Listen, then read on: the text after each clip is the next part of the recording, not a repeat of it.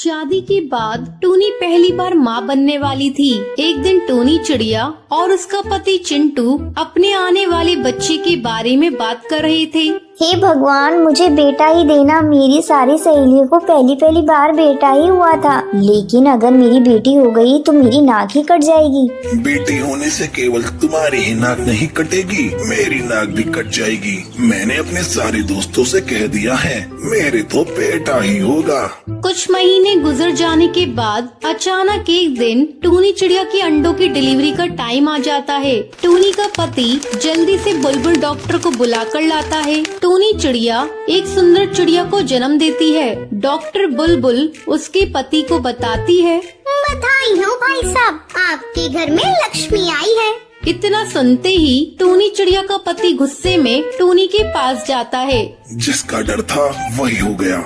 मुझे माफ कर दिए जी, अगली बार ऐसा नहीं होगा। अगली बार जरूर बेटा ही होगा। समय तेजी से गुजरने लगता है। 5 साल गुजर जाने के बाद टूनी चिड़िया एक बेटे को जन्म देती है। एक दिन टूनी चिड़िया टुनटुनी से कहती है, टुनटुनी जाकर अपने भाई के लिए गर्मा गर्म खिचड़ी लेकर आ। लेकिन माँ, मुझे भी थोड़ी खिचड़ी दे दो ना। चुप कर करमजली, तू खिचड़ी खाकर क्या करेगी? हर वक्त अपने भाई के खाने पीने पर आंख गड़ाए बैठी रहती है। तुझे मैंने कहा ना, जाकर किचन से गर्मा गर्म खिचड़ी लेकर आ। तेरा भाई खिचड़ी खाकर मजबूत बनेगा, तभी तो बड़ा होकर कमाने जाएगा। लेकिन तेरा क्या, तू तो बड़ी होकर पराए घर चली जाएगी, कमाकर तो मेरा बेटा ही खिलाएगा। टुनटुनी चिड़िया किचन में जाकर खिचड़ी गरम करने लगती है। जैसे ही टुनटुनी खिचड़ी उतारने लगती है, उसका हाथ जल जाता है और उसके हाथ से खिचड़ी का पतीला गिर जाता है।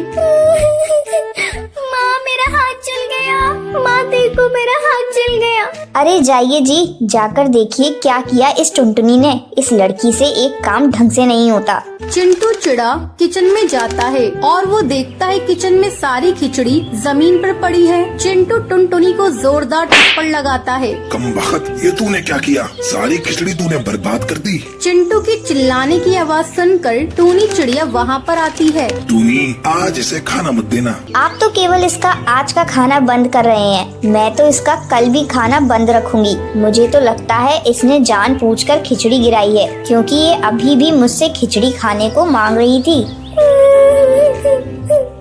नहीं माँ, मैंने जानबूझकर खिचड़ी नहीं गिराया। ये देखो, मेरा हाथ जल गया है। कहाँ जला है? जलने का तो निशान मुझे कहीं नजर नहीं आ रहा है। ला, मैं तुझे जलाकर बताती हूँ कैसे जलता है। टूनी जैसे ही टुनटुनी का हाथ जलाने के लिए आगे बढ़ती है, तभी गोलू रोने लगता है। मत रो बेटा, मैं तुझे अभी खिचड़ी देती हूँ। मुझे पता है तुझे भूख लगी है। इस कमबख्त ने तो सारी खिचड़ी गिरा दिया। मेरे लाल को भूखा रहना पड़ रहा है। धीरे धीरे टुनटुनी और गोलू बड़े हो जाते हैं। माँ ये देखो, मुझे कॉलेज में स्कॉलरशिप मिली है। मेरी पढ़ाई के लिए आपको कोई पैसे नहीं खर्चने होंगे। मैं पढ़ लिख कर डॉक्टर बनना चाहती हूँ। बड़ी आई डॉक्टर बनने वाली। डॉक्टर तो मेरा बेटा बनेगा। गोलू गोलू, तू हर समय खेलता क्यों रहता है? अगर तू इसी तरह खेलता रहा तो डॉक्टर कैसे बनेगा? गोलू अपने माँ बाप के लाड प्यार की वजह से बुरी तरह से बिगड़ चुका था। उसका अब सारा दिन जंगल के कड़कनाथ सेठ के यहाँ जुआ खेलने में बीतने लगा।